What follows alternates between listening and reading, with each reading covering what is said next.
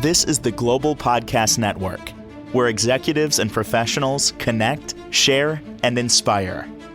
Stay tuned for the conversations that drive success.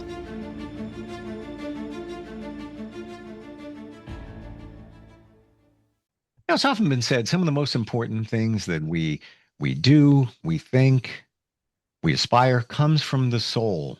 We're going to focus on the soul today. What is it? How can we soul search, and so much more?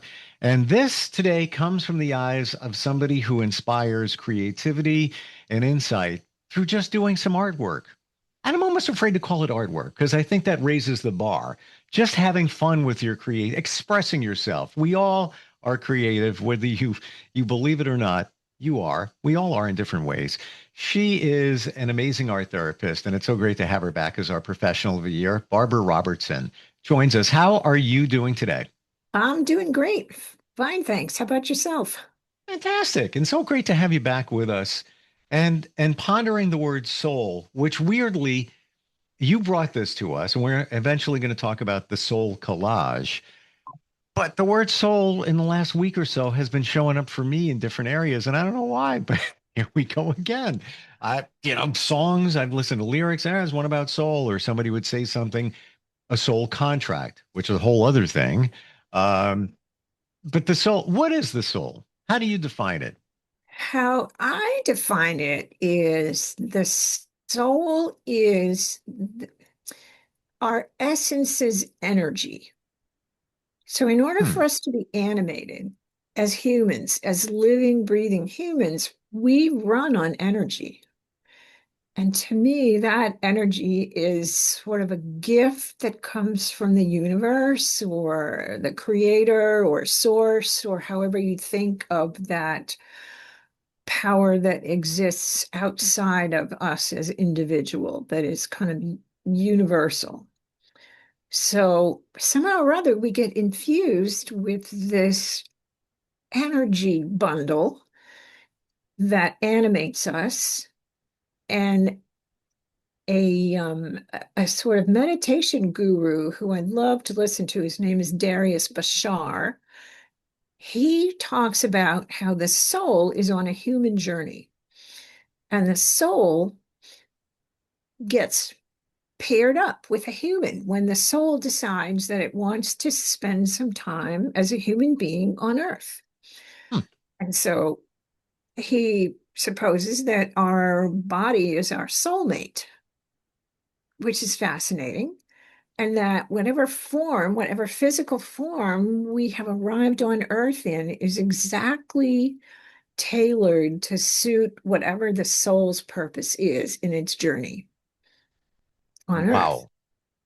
Hmm. Yeah, that's quite a thought, isn't it? I've never had that thought. That's why and I'm on your page, but I It never thought of really it. shifted my relationship to my physical being after hearing that and thinking, okay, so the strengths are where they need to be, and the less than strengths are things that I apparently don't need as much to carry out my mission, whatever that is. Would you say that the soul is everything? It's your personality. It's the consciousness. It's I don't know, the way you feel, the thoughts you have.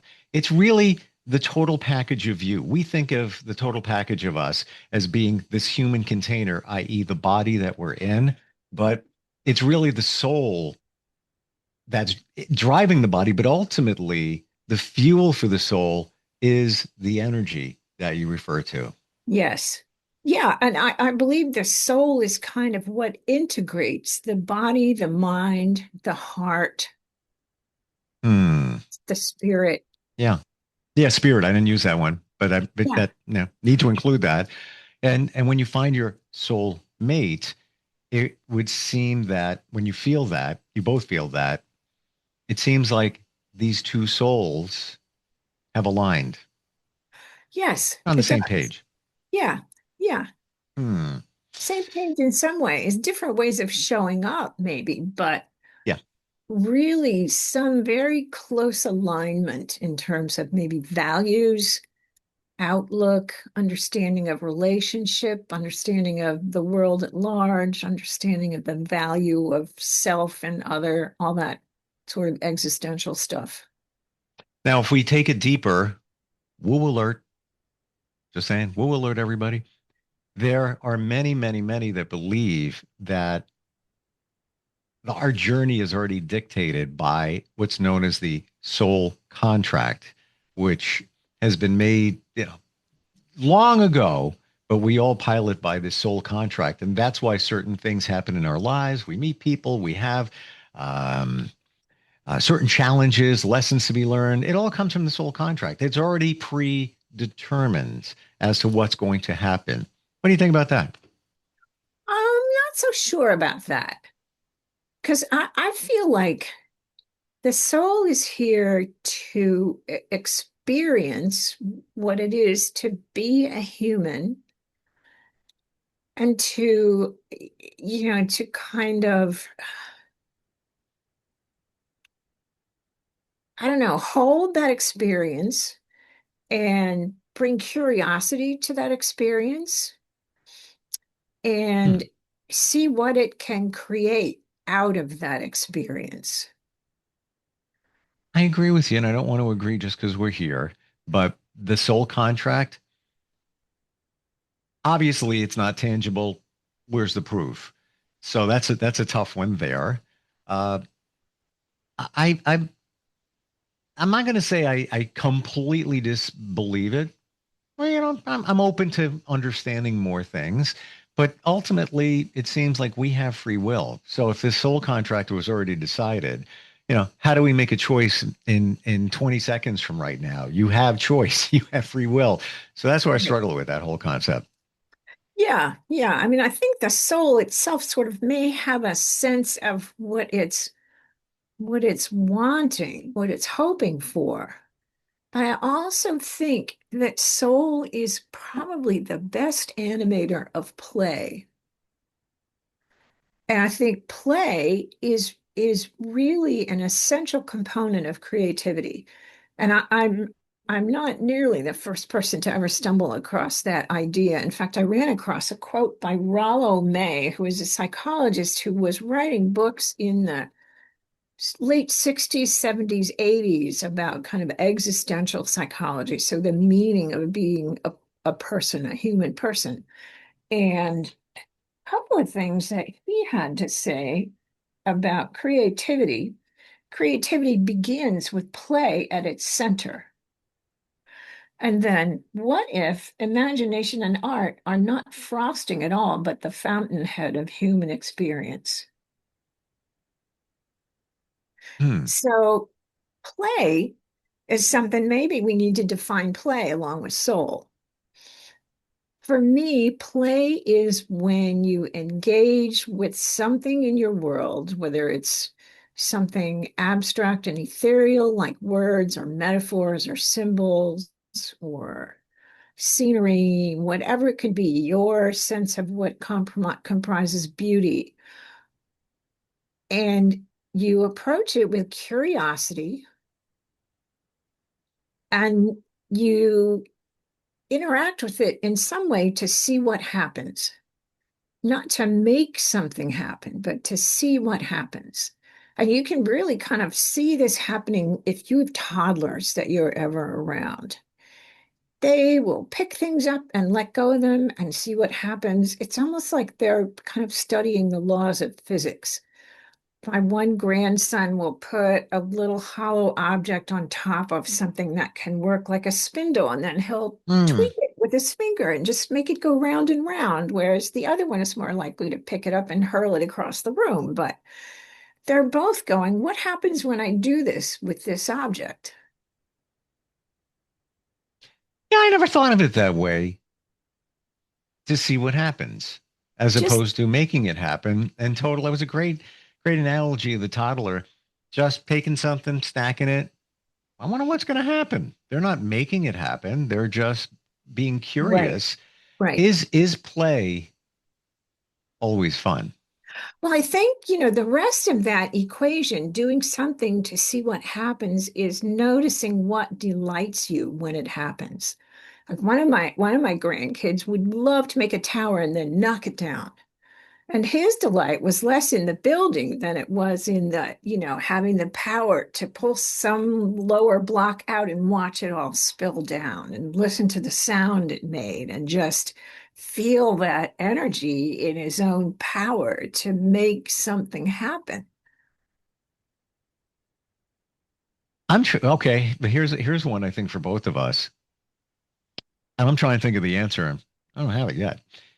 When was the last time you played?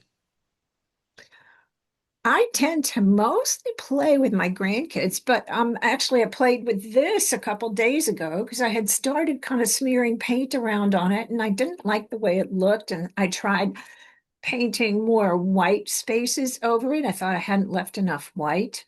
And then I liked it even less. So I wasn't happy with how that looked.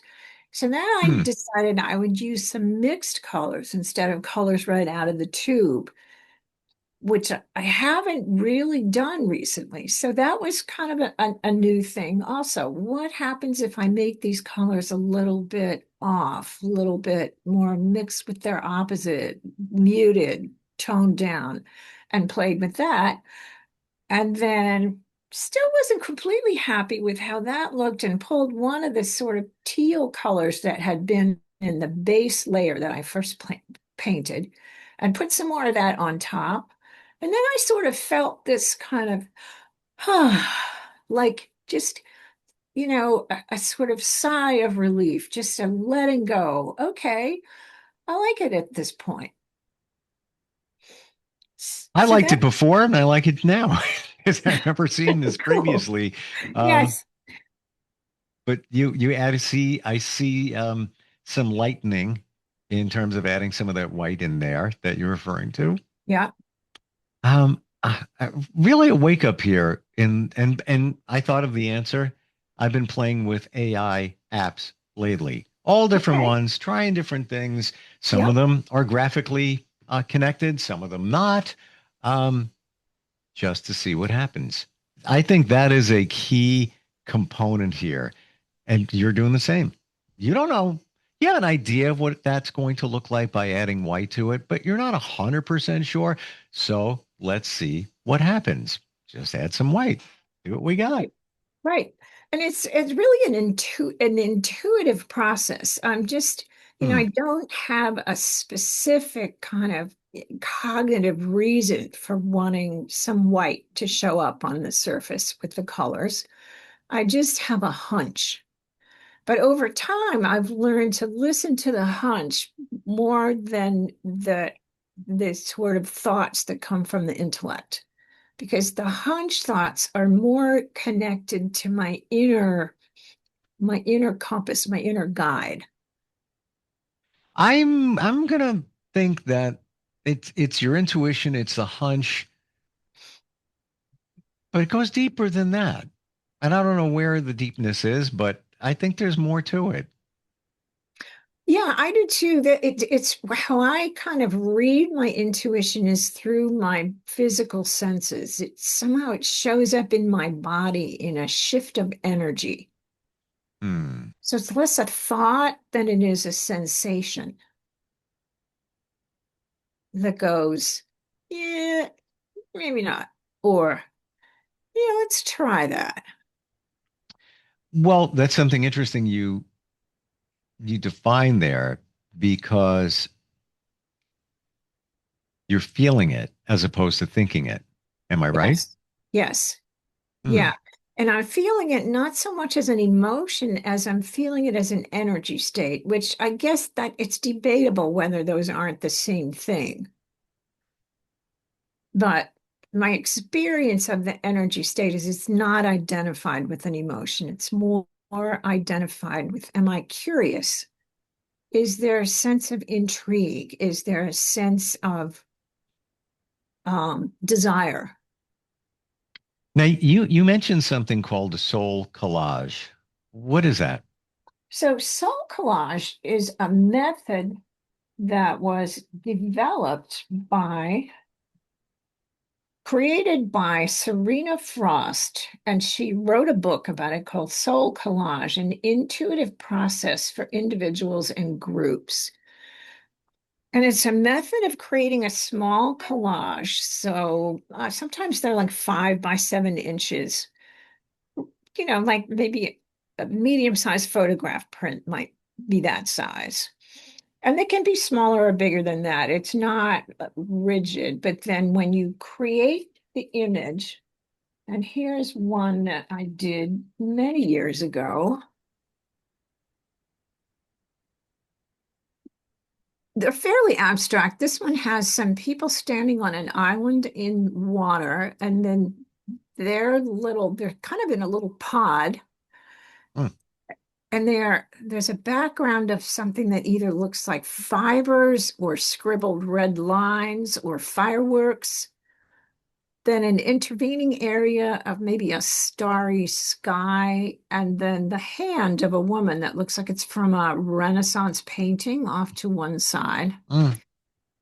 And the intuition part comes when you then have finished the image and then you ask it several questions.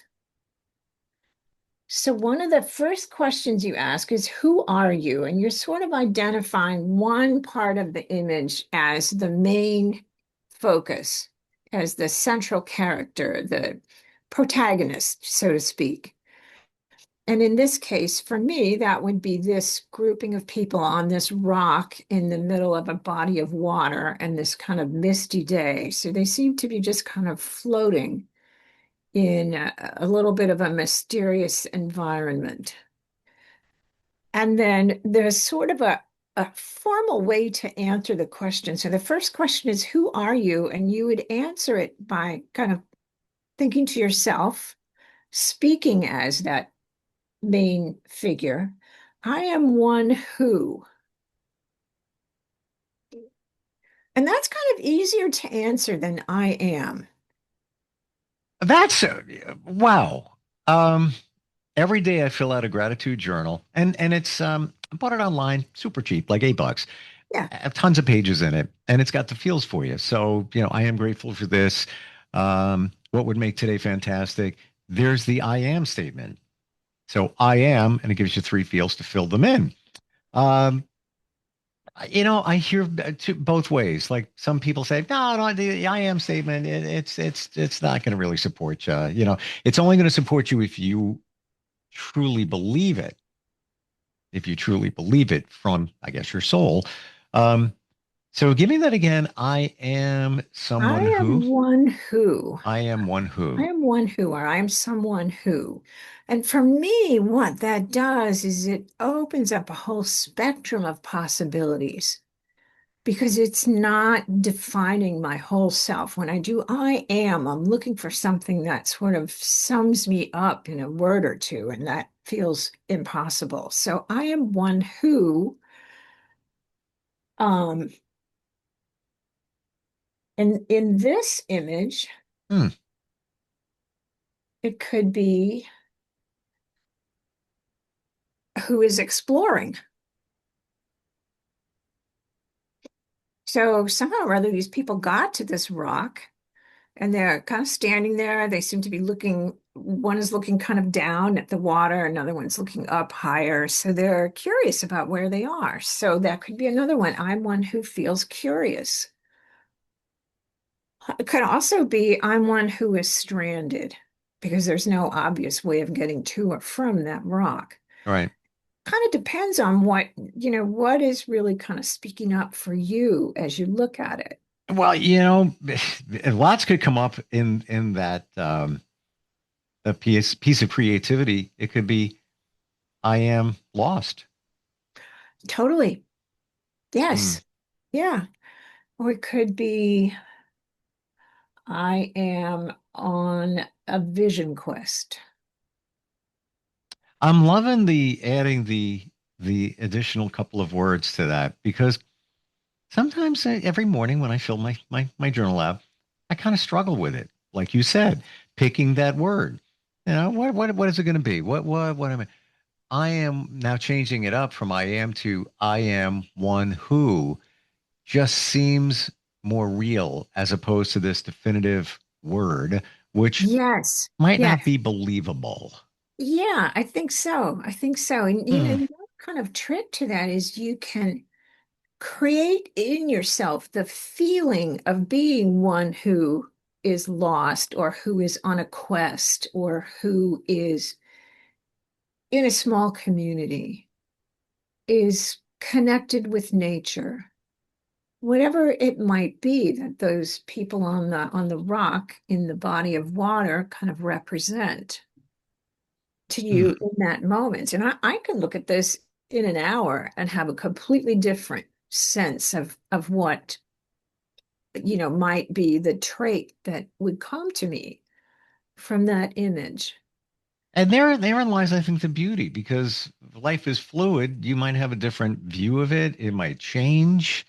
Um, wow. So if we wanted to create a soul collage, what would be the process? So the process would be to clip out a lot of different images from a magazine or print them out from the internet, seeds of nature, objects, bits of classical paintings, even things like, sheet music or um, a page of script, anything at all that you notice that sort of gives you a little spark of energy when you see it.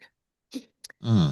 And then assemble them so that you've chosen one thing as the centerpiece, and then you provide a background for it. So I'm giving you a second example. You might recognize the character here, the little guy, as from the front of a National Geographic magazine cover from many years ago. And he was actually not holding a flower or a fan above his head, but holding a camel that he was holding the reins to. He was cut out separate from the animal that he was originally shown with in a desert scene. And then I placed him on top of this kind of primitive log cabin in a snowy scene and gave him this Huh. flower to hold. And that's very, very different from the other one. It is, and it's so individualized, because I would look at that and I'm not sure how I would verbalize that or interpret it. Yeah. And that's the fun part because then you get to play with it. Hmm. Because you get to recognize there is no wrong way to do this. I am one who blah, blah, blah. And then there's three more questions. What do you have to give me? You're asking the image. What do you want from me? You're supposing that the image is in relationship with you and also wants something from us. And then, is there anything else you want me to know? And those are Wow. all very open-ended questions, but they allow us to employ our imagination to respond to some set of traits that we perceive in the image and allow them to influence what we might want or what might we have to give. That's another way to answer the question. What do you have to give me? What do I have to give to those people that are stranded on the rock, or to that boy who looks so confident standing there, so erect and Hmm. holding something above his head? And weirdly, I remember that image somehow, and And I you, couldn't tell you where it came from or what it was, but I can say I feel it inside. Like I've seen that image before, but I can't quite place it. It's pretty famous. It's pretty yeah, famous. yeah, it is. And I think part of why it's so memorable is that the gaze of this figure is so direct. Yes. You feel seen Yeah. when you see that magazine cover and then the image inside the National Geographic article about, the Sahara and Sure. people who live in that desert. We're out of time, but I want to share one other thing along the lines of the I am. And that is, if you're going to do one of those affirmation type statements, flip it to, is it true that? and then insert it, whatever that is. Is it true that I am resilient? Is it true that I'm creative? Because subconsciously, as I understand it, you have to validate it in your mind. Right.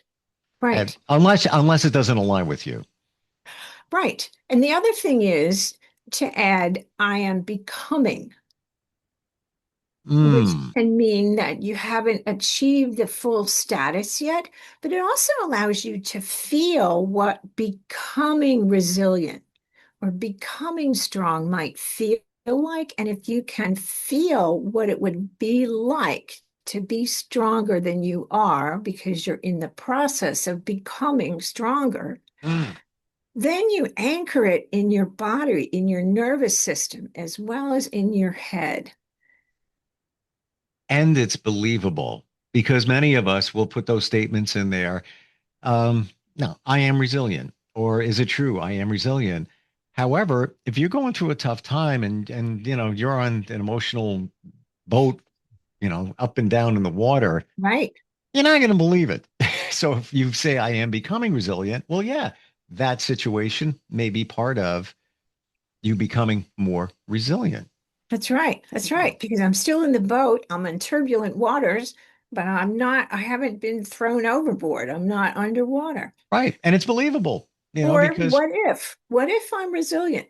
What if I'm more resilient than I know? And then you can feel that being more resilient than you know and what that would be like. And maybe just a little bit, 2 or 3% of it feels familiar for sure. because you've been able to connect with that feeling. My gosh, we hit a lot today. Yeah, we did. Affirmations, play in the definition of creativity, soul, Soul. and what that might look to us and others.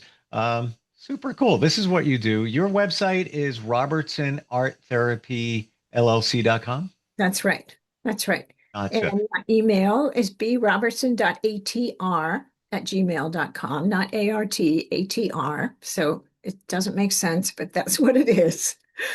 And yours for anybody that might want to send us an image that they've created or their thoughts about soul or intuition or creativity or play or anything else. We would love to hear from anyone who has thoughts or responses they would like to share.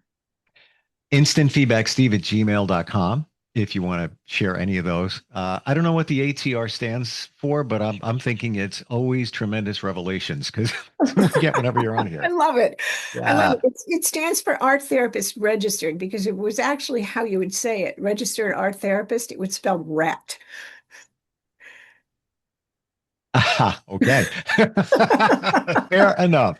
Fair So enough. it's an avoidance strategy. Let's call it that. And a good one. Barbara, so great having you on here. Always learn a lot. Lots to think about for all of us. And it's all about soul. We'll catch up next time. Thanks, Steve. I always really enjoy our conversations. Likewise. We'll be right Have a back. great week. This is the Global Podcast Network, where executives and professionals connect, share, and inspire. Stay tuned for the conversations that drive success.